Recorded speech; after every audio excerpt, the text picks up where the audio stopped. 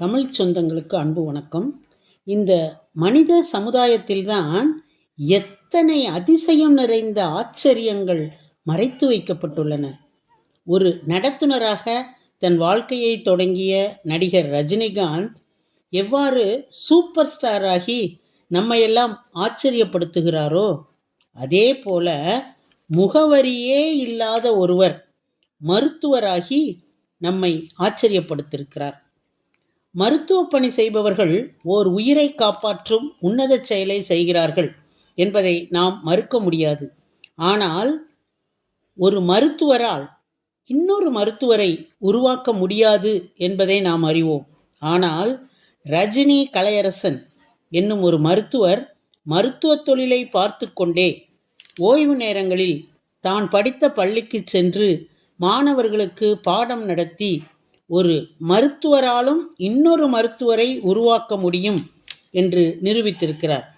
ஆசிரிய பணி என்பது ஆசீர்வதிக்கப்பட்டவர்களுக்கு மட்டுமே உரித்தானது. அந்த வகையில் அந்த ஆசீர்வதிக்கப்பட்ட மருத்துவரை பற்றி விவரங்களை அறிய உங்களை அன்போடு அழைக்கிறது மௌனத்தின் சப்தங்கள். கிருஷ்ணகிரி மாவட்டம் ஒசூரை அடுத்த உத்தனப்பள்ளி அருகே கோவிந்தாபுரத்தைச் சேர்ந்தவர்தான் டாக்டர் ரஜினி கலையரசன் என்பவர். பெற்றோரை சிறு வயதிலேயே இழந்துவிட்ட இவர் தந்தை வழி பாட்டி லட்சுமி அம்மாள் அரவணைப்பில் வாழ்ந்து வந்தார். அங்குள்ள அரசு பள்ளியில் சத்துணவில் கிடைத்த மதிய உணவை சாப்பிட்டு தன் பசியை இவர் எப்போதும் ஆற்றிக்கொள்வார்.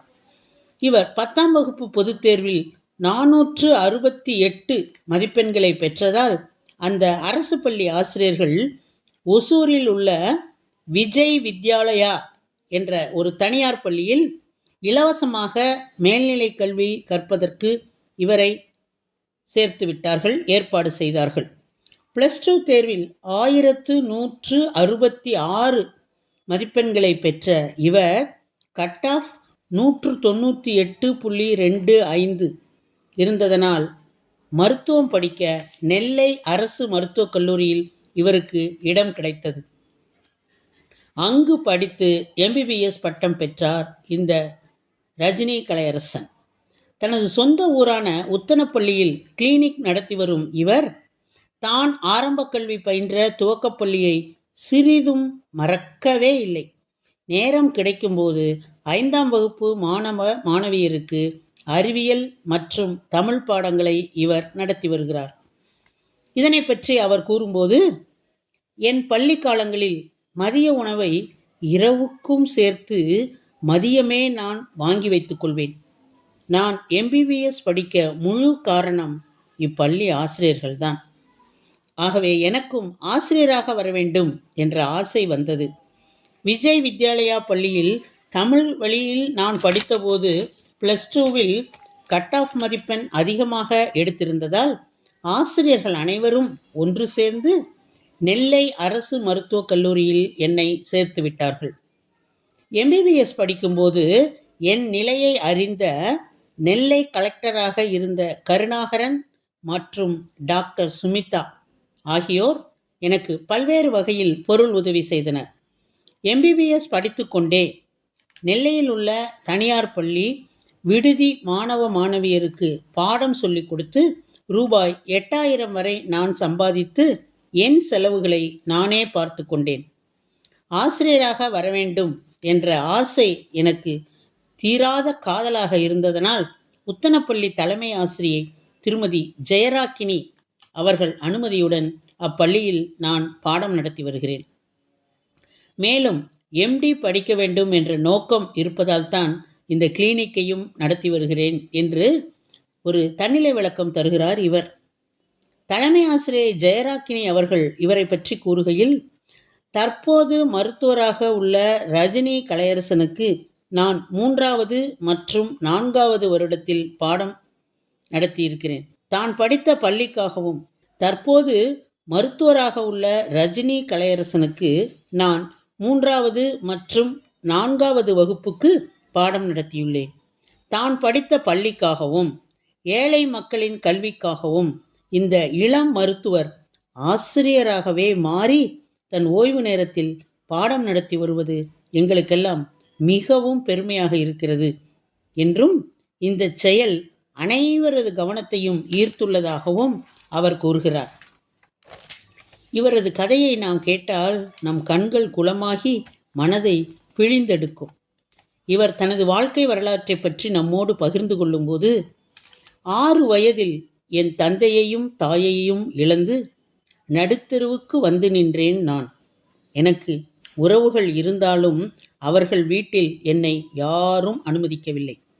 இரவில் படுத்து உறங்குவதற்கு மட்டும் சித்தப்பா முனியப்பன் வீட்டு திண்ணையில் எனக்கு இடம் கிடைத்தது.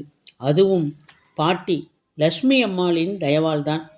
இந்த நிலைக்கு காரணம் எனது தந்தை லட்சுமணனும் தாய் ஜம்புவும் காதலித்து திருமணம் செய்து கொண்டதுதான். என் பெற்றோர்களின் இந்த காதல் திருமணத்தை தாத்தா, பாட்டி மற்றும் சித்தப்பா உள்ளிட்ட உறவினர்கள் யாரும் ஏற்றுக்கொள்ளவில்லை. அவர்களுக்கு இத்திருமணம் சுத்தமாக பிடிக்கவே இல்லை. இதனால் எப்போதும் வீட்டில் சண்டை சச்சரவுதான். ஒரு கட்டத்தில் அப்பா லட்சுமணன் மர்மமாகவே இறந்து போனார். அப்பா இறந்தவுடன் அம்மாவை அனைவரும் அடித்தே வீட்டை விட்டு விரட்டிவிட்டார்கள். 6 வயதான என்னை அப்படியே விட்டுவிட்டு கிளம்பி எங்கேயோ போய்விட்டாள் என் அம்மா. அன்று முதல் எனக்கு உறவுகள் இருந்தும் நான் ஒரு அனாதையாகத்தான் வளர்ந்து வந்தேன். சித்தப்பா வீட்டில் தோட்ட வேலையும் மாட்டை பிடித்து கட்டுவதும் அவைகளுக்கு தீனி வைப்பதுமாக என்னுடைய நாட்கள் கடந்தன. பிறகு அவர்கள் மனம் இறங்கி உத்தனப்பள்ளியில் இருக்கும் தொடக்கப்பள்ளியில் 1ஆம் வகுப்பில் பாட்டி லட்சுமி அம்மாள் சேர்த்து விட்டார். அப்போது முதல் எனக்கு வீட்டில் கிடைக்காத ஒரு அன்பும் ஆதரவும் அரவணைப்பும் பள்ளி ஆசிரியர்களிடமிருந்து கிடைத்தது. அதற்காகவே நான் நாள் தவறாமல் பள்ளிக்கு சென்று விடுவேன். என்னுடைய ஆசிரியர்கள் பலரையும் இன்று வரை நான் அப்பா, அம்மா என்றுதான் அழைத்து வருகிறேன். அவர்களும் மறுக்காமல் வாடா செல்லம் என்றுதான் என்னை அழைக்கிறார்கள். அது தவிர சரியான உணவு கூட எனக்கு கிடைக்காது.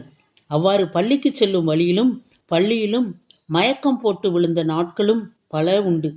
அப்போதெல்லாம் பள்ளியில் இதனை யாரிடமும் நான் காட்டிக்கொள்ள மாட்டேன். அனைவரிடமும் மிகவும் மகிழ்ச்சியாகவே காட்டிக்கொள்வேன். ஆனால் நாளடைவில் என்னுடைய மயக்கத்திற்கான காரணத்தை அவர்கள் கண்டுபிடித்து விட்டார்கள். என் பின்னணியை அறிந்து கொண்டு அதன் பின் அனைத்து ஆசிரியர்களும் எனக்கு உதவ ஆரம்பித்தார்கள். அப்போது நெல்லை கலெக்டராக இருந்த கருணாகரன் சாரும் எனக்கு உதவி செய்தார். அவர் கொடுத்த உதவித்தொகையை என்னுடைய பேராசிரியை சுனிதா எனக்கு தேவையான போது கொஞ்சம் கொஞ்சமாக கொடுத்து உதவியதுடன் தனது சொந்த பணத்தையும் சேர்த்து என்னை மருத்துவராக்குவதற்கு உதவி செய்தார்கள். 2018ஆம் ஆண்டு பிப்ரவரி மாதம் மருத்துவ படிப்பை நான் முடித்தேன். தற்போது MD படிக்க வேண்டும் என்று ஆசைப்படுகிறேன். அதற்காக நுழைவுத் தேர்வு எழுத இரவு நேரத்தில் நான் படித்து வருகிறேன்.